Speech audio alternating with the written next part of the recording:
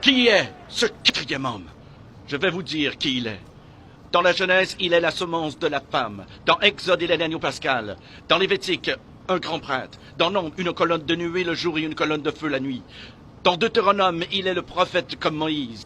Dans Josué, il est le capitaine de notre salut. Dans Juge, il est notre juge et législateur. Ruth, il est le rédempteur. 1 et 2 Samuel, il est un prophète de confiance. Dans Roi et Chronique, notre roi qui règne.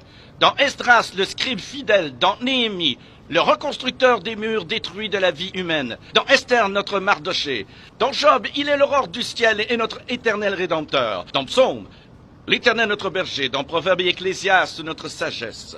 Dans Cantique des Cantiques, il est l'amoureux de l'époux. Dans Ésaïe, il est le prince de paix. Dans Jérémie, il est le jeune juste. Dans Lamentation, le prophète qui pleure. Dans Ézéchiel, l'homme aux 4 visages. Dans Daniel, le 4e homme de la fournaise ardente.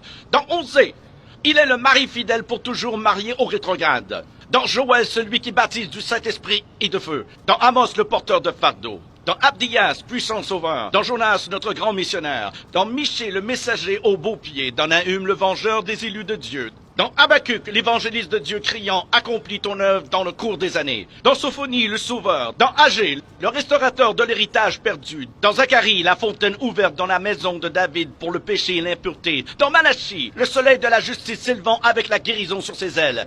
Qui est ce quatrième homme? Dans Matthieu, il est le Messie. Dans Marc, le faiseur de miracles. Luc, le Fils de l'homme. Jean, le Fils de Dieu. Acte, le Saint-Esprit. Dans Romains, notre justicier. Corinthiens, notre sanctification. Dans Galates, il est le rédempteur de la malédiction de la loi. Dans Éphésiens, il est le Christ de richesse infinie. Dans Philippiens, le Dieu qui pourvoit à tous nos besoins. Dans Colossiens, la plénitude de la divinité. 1 et 2 Thessaloniciens, notre roi qui vient bientôt. 1 et 2 Timothée, le médiateur entre Dieu et l'homme. Tite, notre fidèle pasteur, Philémon, notre ami qui est plus proche qu'un frère.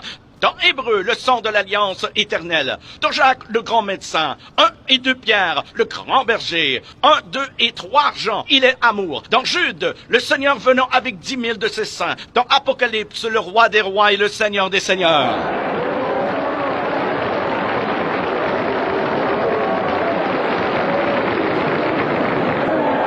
Qui est ce quatrième homme? Je vais vous dire qui il est. C'est le sacrifice d'Abel. L'arc-en-ciel de Noé, le bélier d'Abraham, le pluie d'Isaac, l'échelle de Jacob, les fardeaux d'Ézéchias, le sceptre de Judas, la verge de Moïse, le manteau d'Élie, le bâton d'Élisée, la corne d'huile de Samuel, la fronde de David, la figue hâtive d'Ésaïe, le cadran solaire d'Ézéchias, les mouchoirs et le linge de Paul, le rocher de Pierre, la cité de perles de Jean. Il est un mari pour les veuves, un père pour les orphelins, pour ceux qui voyagent en pleine nuit. Il est l'étoile brillante du matin, pour ceux qui marchent dans une vallée solitaire. Il est le lys des champs, la rose des sables, le sarment de vie et le miel du rocher. Qui est-il? Qui est le quatrième homme? Il est Jésus! Il est Jésus, le Fils de Dieu!